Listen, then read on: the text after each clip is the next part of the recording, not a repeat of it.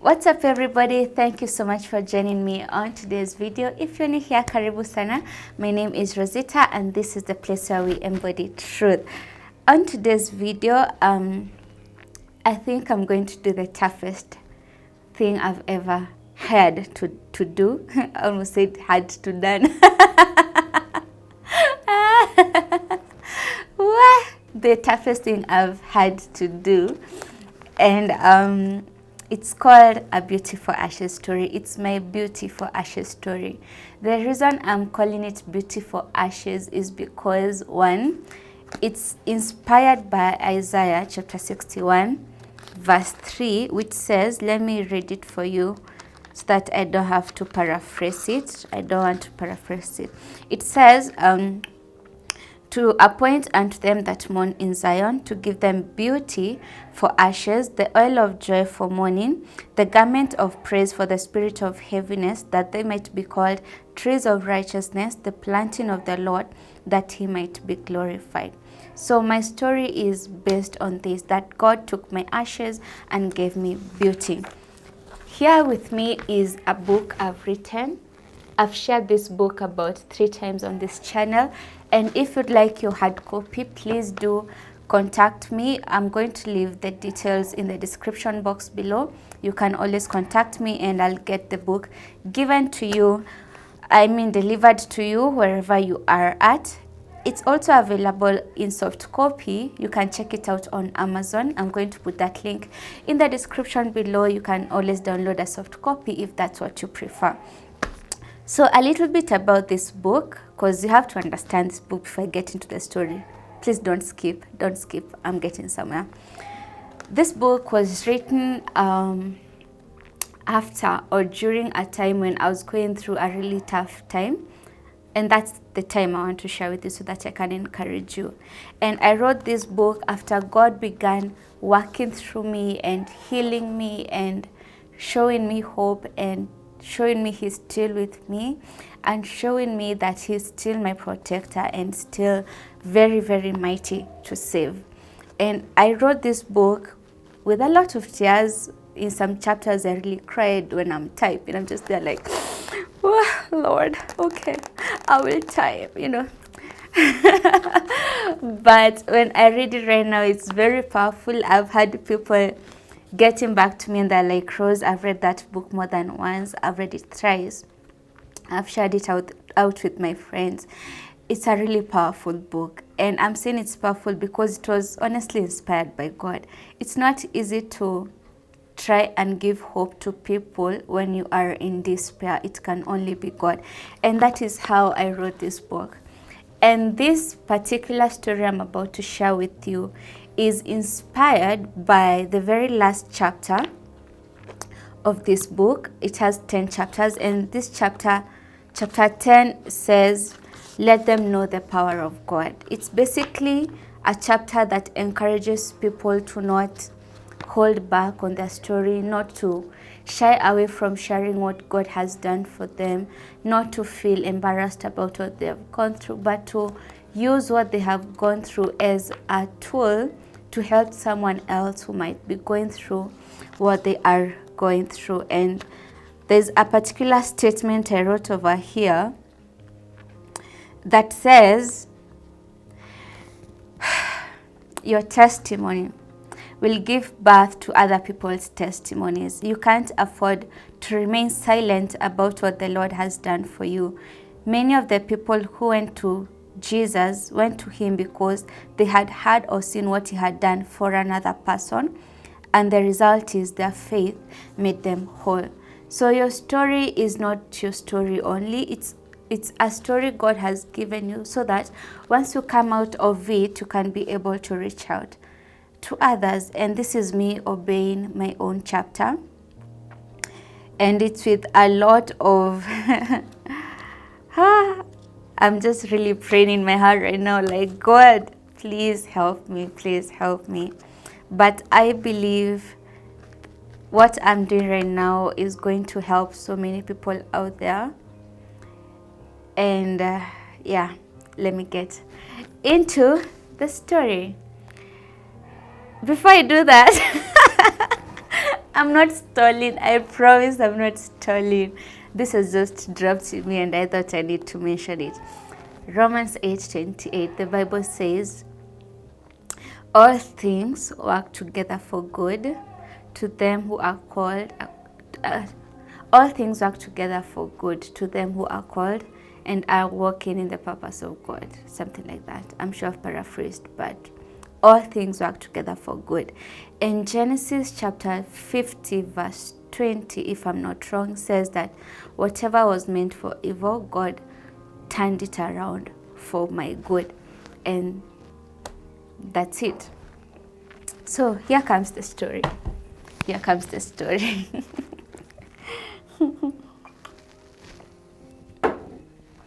The story is like this. Growing up, I always dreamt of one thing. I dreamt of keeping myself and getting married to a very handsome man, and I'm sure I'll get married to that very handsome man someday.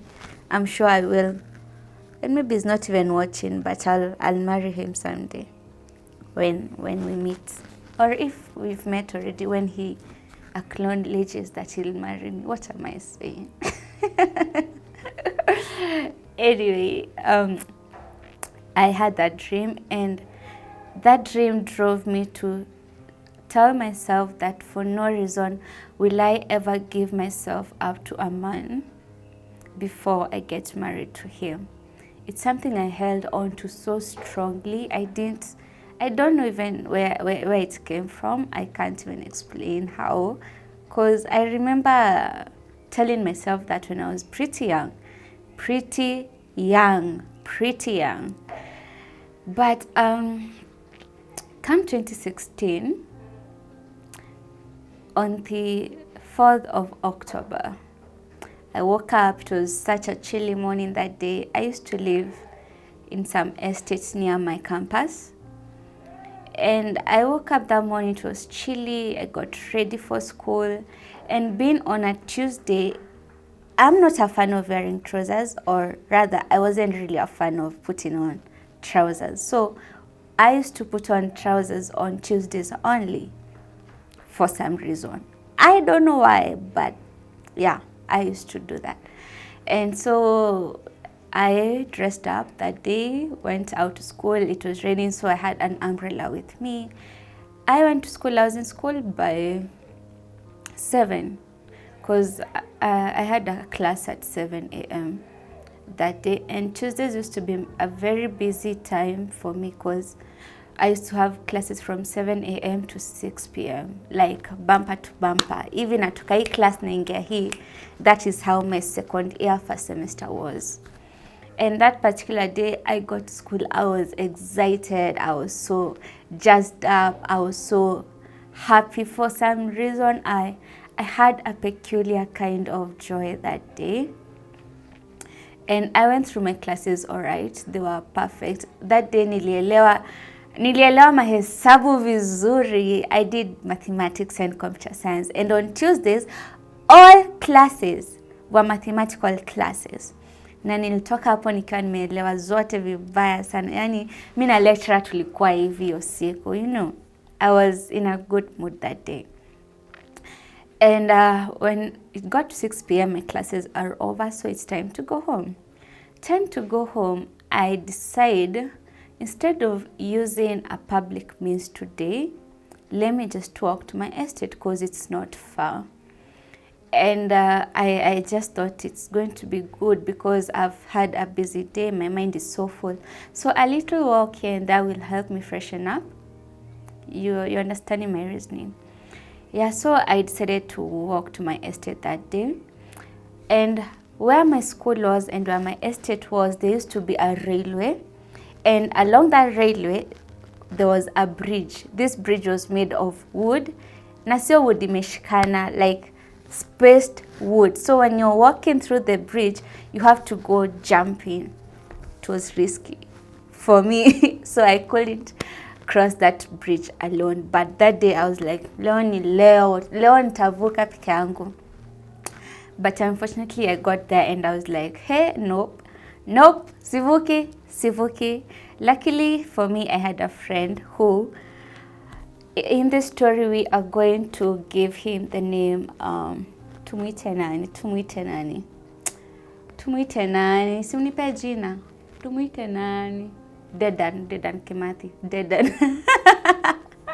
I have a calendar over here, imeandikwa jina Dedan, so let's go with Dedan. I had a friend, his name was Dedan, and we used to cross that bridge together always. So even that day, I called him. I was like, "Hi, so I thought I'd cross this bridge alone. Lakini nimeshindwa. Will you come pick me up?" We were sort of neighbors, so he was cool. He was like, "Fine, I'm coming. Wait for me there. Don't make a step. I'm coming. I'll be right there." It's like, "Oh, I'm waiting." Like a tiny princess waiting for Prince Charming, but he wasn't Prince Charming, he was just a friend. So he came, considered tukavuka bridge, and the moment we crossed the bridge, he left me. He went back to school. He said he had to attend a meeting we had, and akasema to attend your meeting, but me, I was like, no, I'm not going for that meeting. For some reasons which I won't mention in this video, but I was like, I'm not going to go to that meeting, let me just go home. So I'm in Ivusha Bridge. He left me, started walking back to school. So as the moment I crossed the bridge and I got into the path we normally used to go so that I can get into the estate, I sensed something strange. I felt a presence following me. You know how you can just feel like, ai kuna mtu ananiangalia. I got that feeling and I got extremely scared. So my instincts just told me to look back. So when I looked back, I saw someone following me. By that time it was around maybe going to 6:30 thereabout. So I saw someone following me. It wasn't dark, I saw him. Like, that's somebody. And he wasn't there. So I was like, ai ametoka wapi? So for some reason I got extremely scared and I started running. But before I could make two steps, yani ata hangengoza tu ni make 5 steps, ni feel ka I made effort, 2 steps. He came behind me, grabbed my neck, strangled me and pushed me to the ground. Of course I screamed. It's a reflex. I screamed, but he covered my mouth, then put me on the ground. It was a very open place, by the way. So he goes like, "Give me your M-Pesa pin." I'm like, cool. Nikamwambia. By that time it was what? 1840 or 4018, I don't know. I told him. Then he was like, "How much money do you have in your M-Pesa?" Honestly, I had 50 bob because the previous day, Dedan and I had gone to do my shopping. So I had withdrawn all the money that I had, and I'm being called. Hello.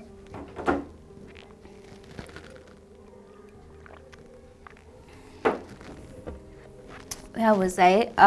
What was I talking about? Oh, M-Pesa.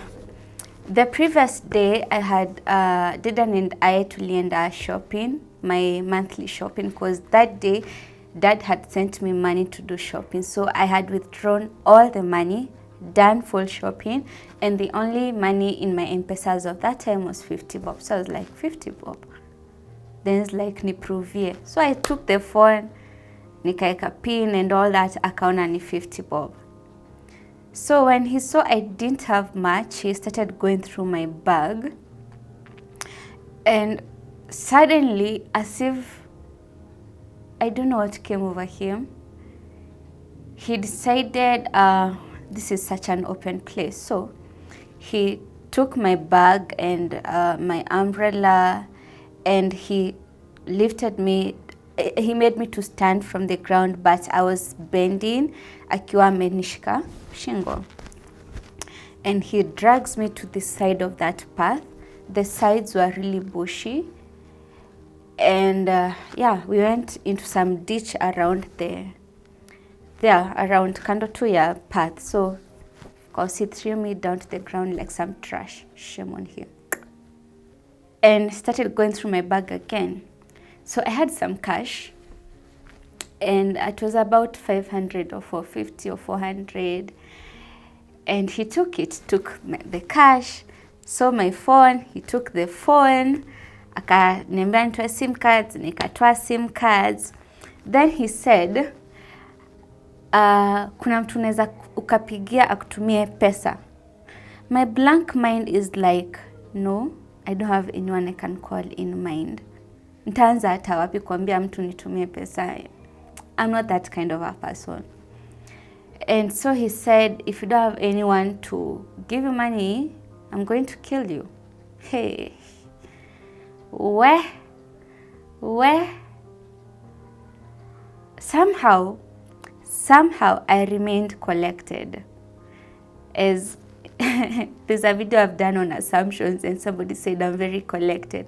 I remained extremely collected. I was like, kusema ukweli, I don't have anyone I know I can call right now. I was not even thinking. My mind was blank. I was like, I just need to get out of this place. By that time, it's going to maybe 6:45. Giza kidogo imeingia. But funny enough, that night, the moon was full moon. So it was still not too dark. But he didn't want me to see him in either way. So alikuwa like he's doing his business behind me, mimi nimeface ukumbele. So namjibu. Man, it was such a bad moment. So he said after he said he's going to kill me, I was like, I have to think about what to do right now, because I'm not dying. I cannot die. Hapo ndo nakumbukanga ile verse ya, I will not die, but I will live to declare the goodness of the Lord. So at that particular moment, mi siwezi kufa leo. I sio leo, not today. Not today, death. I'm not dying today. I'm not dying today. So I told him, you know what, let me call my dad. So I called my dad. No, he had the phone. You remember amechukua simu. So nikamwambia, let me call my dad. Akanirudishia SIM card. I put my SIM card kwa simu, and I called my dad. Right when I'm calling my dad, I'm like, hello, Dad, please send me 50. He had said he wanted 50K. Please send me 10K. Please send me 10K. So my dad is like, what are you talking about? What are you talking about? You know, it's not yet 5th. Ingekuwa ni rent, angeelewa anaitisha rent. So he's like, what are you talking about? Me, I'm just like, akinitumie tu nitakuexplainia baadaye. Now he got extremely confused. He knows I don't just ask for money even randomly and without an explanation. So he's like, he disconnected the call. So when he disconnected the call, instinctively my mom called. So my mom is like, Rose, mbona unaitisha pesa hivyo? Mimi namwambia akitu nitumieni pesa nitawaexplainia baadaye. Then my mom said, Rose, unajua watu hukidnapiwa? I said, nitumie pesa sahi. I don't know, I'm laughing right now, but I'm like, nitumie pesa sahi. So my mom pia ameingia into the confusion, haelewi what's going on. Ka disconnect. So this guy is like, amesema anatuma. Nikamwambia ngoja kwanza. So in the ngoja kwanza, this guy tells me, take off your clothes.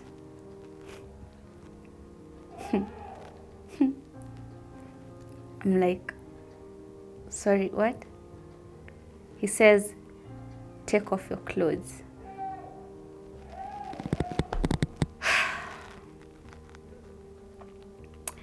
And I was like, please no. No, please don't. Don't even think about it.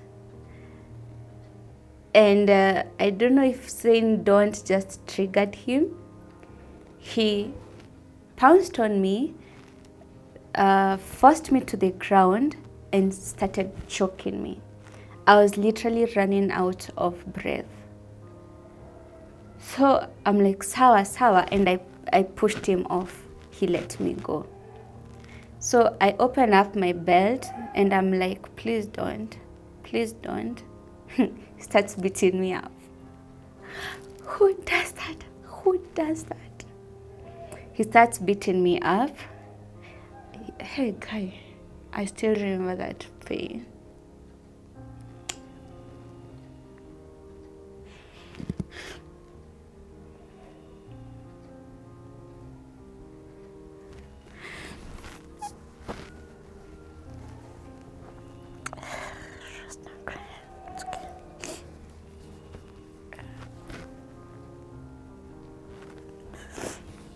I think it's dusty.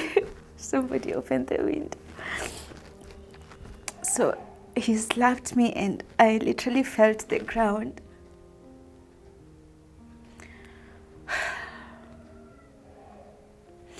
And I had to concede, I had to accept. So I took off my trouser.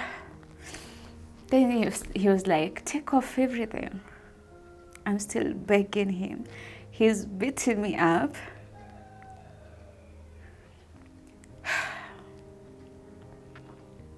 I just made a prayer to God and I was like, let me walk out of here alive, you know.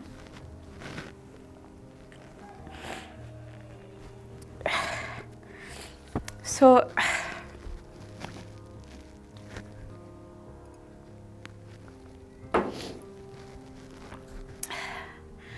I took off my clothes and he raped me the first time. And I remember when I was looking up, I wanted to die, honestly. I was like, how am I going to live after this? How am I going to walk around after this? How? And I wanted to give up my soul. I wanted to give up my spirit. Like, Rose, just die already, you know. But at that moment, I saw a photo of my parents, Gloria and I. A specific photo, I'm going to insert it over here. I saw that photo and I saw them grieving, you know. And it was worse. Their pain was worse than what I would have had to endure. And I decided, you know what, I won't die. I won't die. I'll still walk out of here alive. And still in that moment, I had a voice say, God is still faithful. And I said that in my heart. I said, God, you're still faithful. And once he was done, he asked for the money again. He went back to the money. So I'm there, cold, freezing, afraid, in pain. My body is already sore because of how much I'd been beaten up. And so I tell him, give me the phone, let me call them again.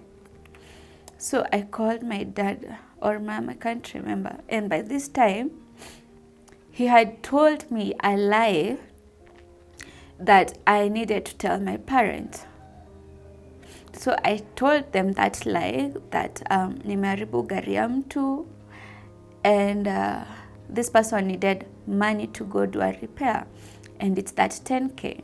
So when he saw my parents wanashindwa kutuma 10K, he was like, kwambia basi watume 5,000. So I'm like, you've ruined my life for 5,000. So anyway, money was sent to my phone and immediately I transferred it to his M-Pesa. And luckily, you know how M-Pesa confirms for you kwamba umetuma pesa to this person. I'm smart. I saw his name and his phone number na nikaishika. So I told him nimetuma. When I thought it's all over, he says, lie down again and then I'll let you go.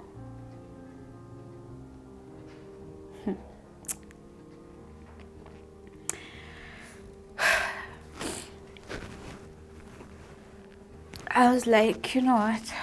It's already done. Do what you want. So he raped me again. And after he was done, he started dressing me up and making up my hair, like kunitoa uchafu. And I'm like, what's wrong with you? In my mind, I'm thinking, what's wrong with this person? Why would you hurt me and then start showing compassion? It doesn't make sense. So he started wiping off grass from my hair, wiping dust off my clothes. He packed up my things, gave me back my books, my calculator, and he let me go. By that time, it's going to 7:30 p.m. So as I'm walking out of that ditch, he says, you need to be careful. You might meet other 3 men uko mbele. So I'm like, wow, umenisaidia sana. Well, you've saved my life with that information. So I turn to him and I tell him, you've taken everything I have. You can as well just escort me into the estate. And he says, I can't do that because what if you scream or something? And I'm like, I won't do that. So he accepts. So we start walking out of that place. He holds my hand, foolishly holds my hand. It's cold, so I'm shaking. I'm scared, I'm shaking. Not myself. He decides holding my hand is not enough. He puts his arm around me. Then he starts catering for me. He goes like, naye ni mrembo. Situpatane nikupeleke nikubeye chipo. The fury I had inside me. The only thing that was keeping me is that I need to get into the estate. So I decided to flow with him. I was like, Skugani. I don't even know what he said. Then he's like, sunipe namba yako basi. I told him, simekutumia M-Pesa, umeshapata namba yangu. He said, oh, sawa nitaisave. So we get at a distance and he's like, from here utakuwa sawa. And anakuangalia hadi uingie kwa estate. So I got into the estate.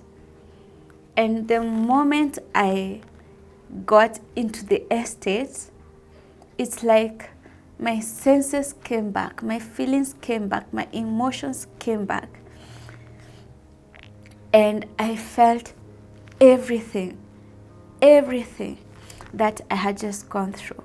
It's like then I was numb. So right now I'm feeling a fresh pain. Emotions are wild inside me. It's like a wild wind. I'm so stirred up inside me with anger, with pain. And I just start crying. So hysterically, I didn't care. I was so loud, crying as I'm walking. It's dark, I'm cold, I'm shaking, I'm literally lifeless, walking towards my house. And I'm crying and wondering, when will I ever get into the house? That distance was long that particular day. And I came to a house that was one of the largest houses in that estate.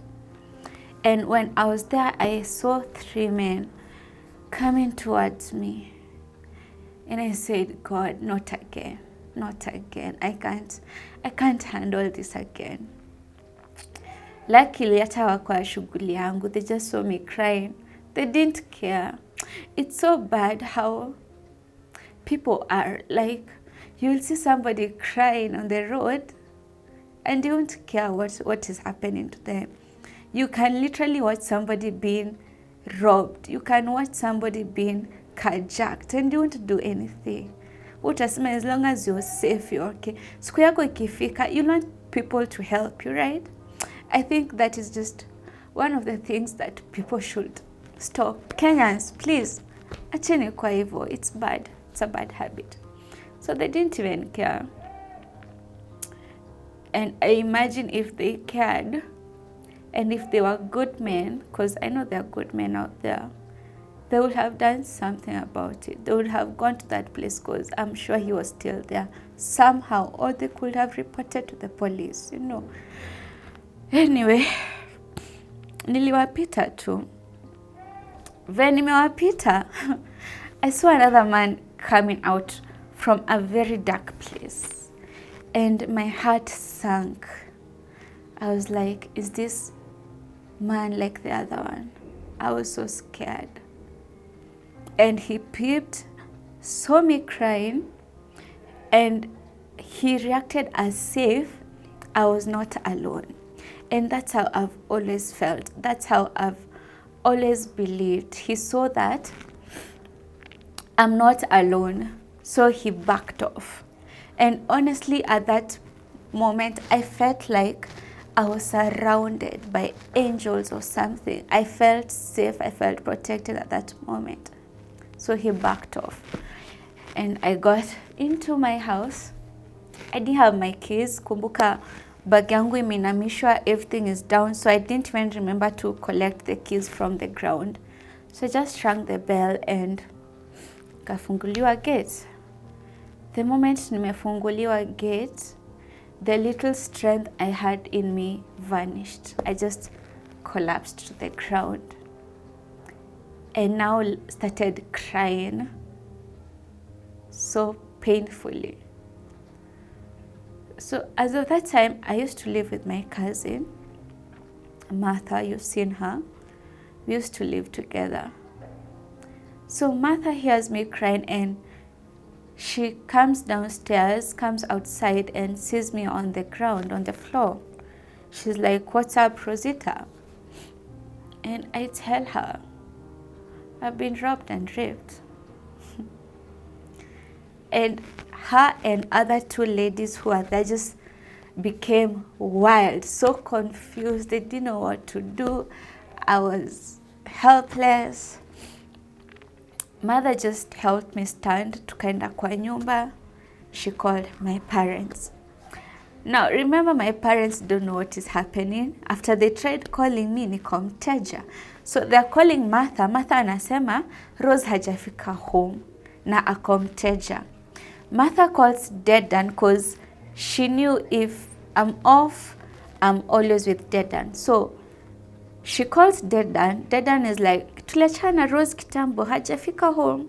Eti yeye hajafika na ako mteja. No one knows where I am at, nini. It's so confusing.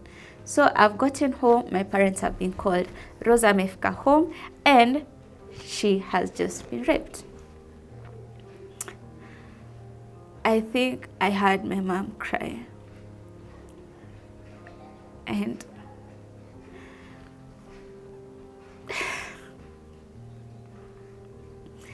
it was so painful.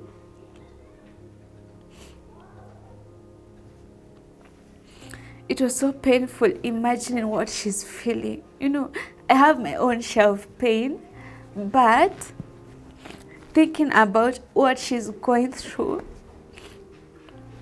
together with my dad, now that just broke me even more. It just made everything worse.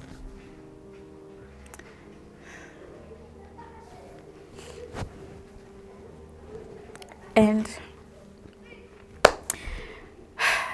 they said, we are coming to Nairobi. They honestly began the journey of something So by the time they're starting their journey, on this other hand, these two other ladies who are my neighbors called their mom. Their mom had a police friend, so she called that police friend and told her, please go to my house. There's a girl who lives there and she's been harmed. Please go help her out. And I always thank God because of that. It's made everything so much easier. So this police lady comes to where I was at, comes with her family, sorry. And at that moment, everything is starting to be processed. Nurses are called, some communications person was called. Basically, they were just neighbors being called. And one of the ladies that came was a nurse. And she says, when was the last period? I can't remember. But seems whatever I told her meant I was at risk of getting pregnant. So she outrightly says, you might get pregnant. And I'm like, you really helped me right now. Unanisaidia sana. Yani, wewe ndio umebadilisha maisha yangu. I felt so bad. I was so afraid. I was so angry. And so the next step was to rush to hospital. So when this police lady saw these nurses not helping me, wote akawatoa nje. Tukabaki mimi na wao, Martha, the other ladies. So they're organizing how I need to first get to hospital and also go to the police station and do a short statement, get the OB something. That was all done, and finally I got to hospital. And I can't get into details, but thank God I was given this medicine, P2. Yeah, I was given P2. Tests were done on me, seemed I was okay, but now prevention had to be done. So for that, I needed to go to hospital the following day for me to be given the post-exposure prevention for the HIV/AIDS. And yeah, so we went home that day. Oh, something I forgot. Once I got to hospital, Martha gets in touch with Dedan and tells him, so Rose amepatikana, apparently this is what has happened to her. And he was broken, honestly. He was so broken, he couldn't come alone, couldn't come to see me alone. So he told a mutual friend of ours, such a dear lady I love so much and respect up to date. He told her what has happened, and she immediately told her, let's go to Rozitta, let's go to where she's at. So the both of them came to hospital, and I remember seeing them, and honestly I was mad at him. I was so angry. I was like, if you hadn't left me, this wouldn't have happened. You know, I hated him. I thought it would have been different. So when I saw him, I just lost all strength. I just squatted and started crying all over again. I didn't want to see him. I just told him, just go away from me. Just leave me alone. But then I realized it wasn't his fault. And I appreciate that he was there for me all through, together with this dear lady. And so when the hospital process was over, I went home and I requested this dear lady to go with me. And story from there has to be shared maybe in the next part. But that would be it for this part 1. The reason I'm sharing this is because I'm sick and tired of women being treated as sexual objects. Like, you can just do whatever you want with me and walk scot-free as if nothing happened. Like, you can beat me up just because you want to show me you're strong. And this act, it's an act of cowardice. It's an insecure man. It's a man who is not confident in his manhood who would do such a thing. And men out there just, I don't know who's calling me. Should I pick up?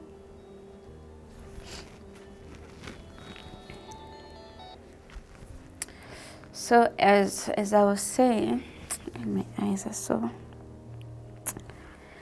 As I was saying, this, it has to stop.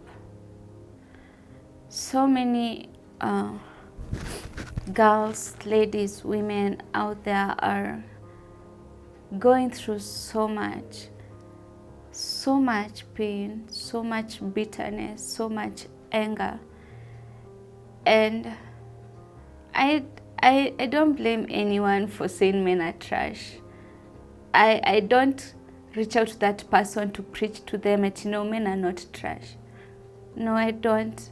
I understand it's very possible to hate men because of things we go through.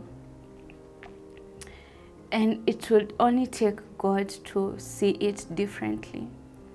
And so the reason I've shared this is to join the Orange the World campaign and to say no to sexual abuse, no to gender violence, gender-based violence, no to rape, no to all that kind of harassment.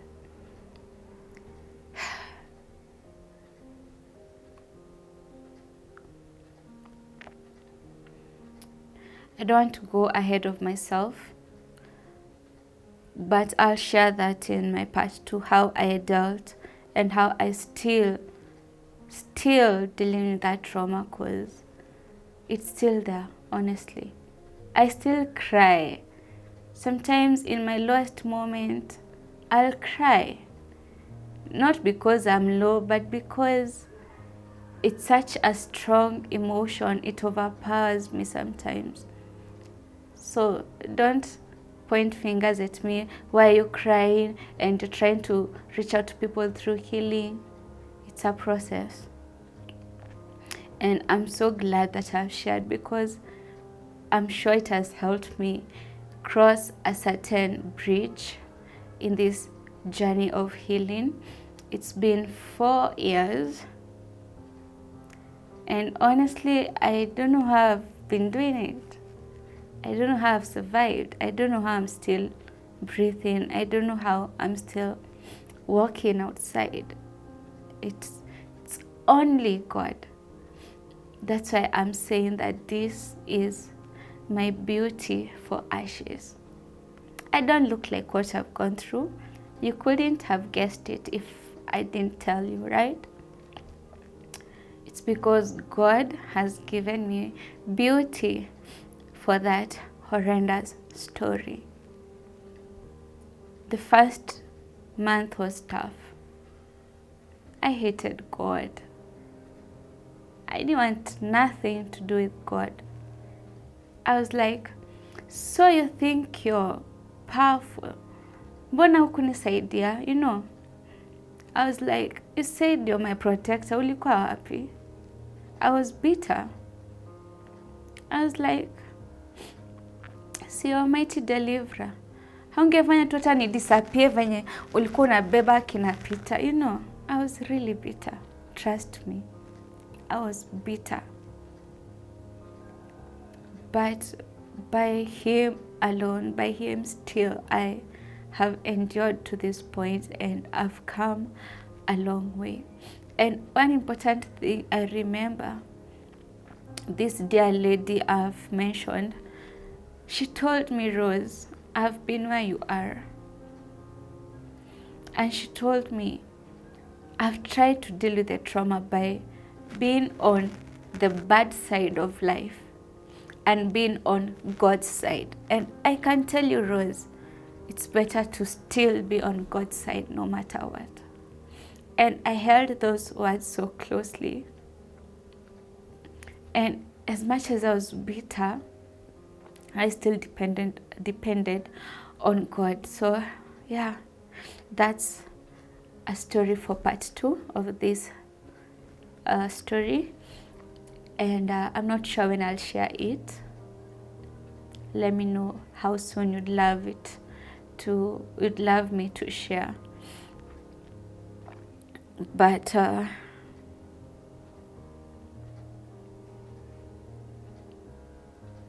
that's it. That's my story. Beauty for ashes.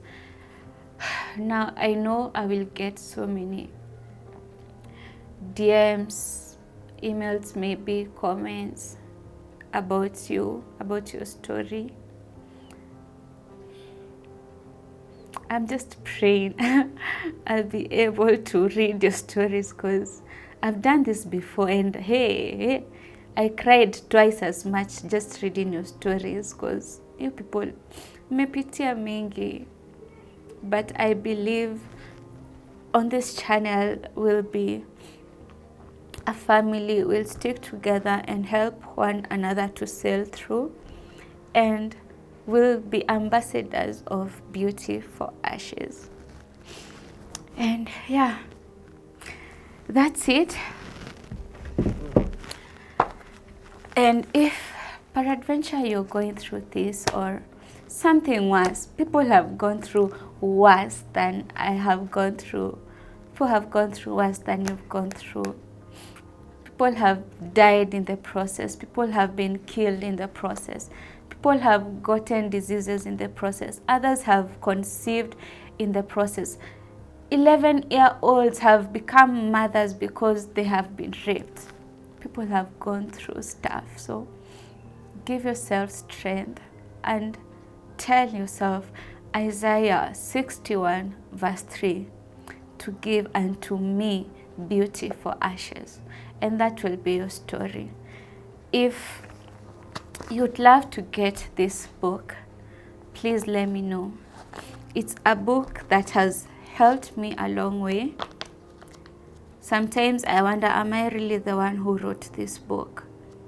But I find a lot of strength in reading the words in this book, because they are God breathed, whatever. God has inspired this book, and I'd love for you to get a copy. So I'll leave details in the description box below. Let me know where you are at. If you'd like a copy or two, just reach out to me. So this was such a gloomy video, but sooner or later it had to be done. And I'll see you on my next video. If you have any questions, let me know. I don't want nobody tell me sorry in the comments. I don't want such comments, tafadhali. That's your comment, kana yostaki. Because I'm not looking for a pity party. I'm looking forward to just reaching out. And yeah. Otherwise, we say all things work together for good. And maybe I had to go through this so that I can reach out to you. And because I am strong enough to go through this fire and coming out on the other side, I can be able to help you go through your own share. So I'll see you on part 2. Let me know how soon you want to watch that part 2. And that's it. Please don't forget to subscribe if you haven't subscribed, and also turn on the post notifications. Until next time, bye, and have an amazing holiday. Please stay safe. Bye.